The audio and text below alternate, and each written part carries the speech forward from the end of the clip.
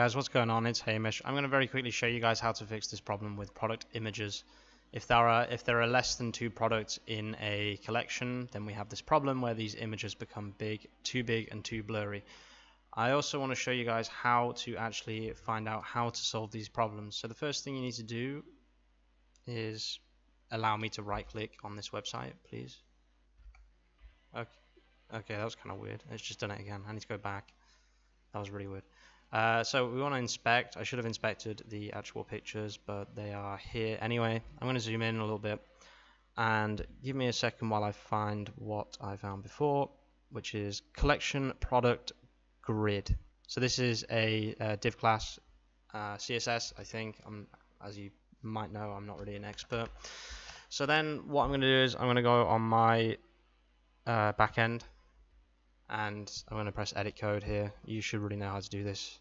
And I'm going to walk you through the actual process of what I did to get to that point. So first thing I did was, I know that it's going to be something with the word collection in it, so I just wrote collection here, and I looked for a liquid, and it was main collection product grid.liquid.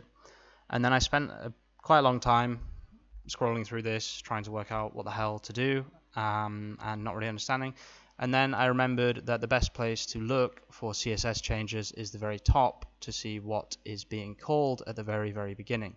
And this is actually what we want to edit. And I really hope this helps people, because I find it quite complicated, but I am learning a lot every day, and I really think that people are finding this helpful as well.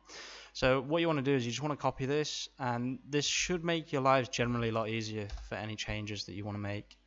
So you can just search for it here and then click here, and then all I did was I just wrote max width, and then I gave it a maximum width of 800 pixels. You can choose. You could probably do this cleaner with, like, I don't really know the code that you would use, but something like fixed or square, or yeah, I'm not really sure. I can quickly check W3 schools. Hang on, I'll find out.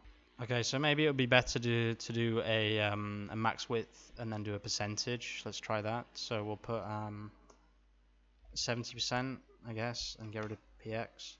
And then if we go on my practice store and I show you what this looks like, this will hopefully have solved this person's problem. My store is not set up properly at all, but if I go here, oh no, that is way too big still.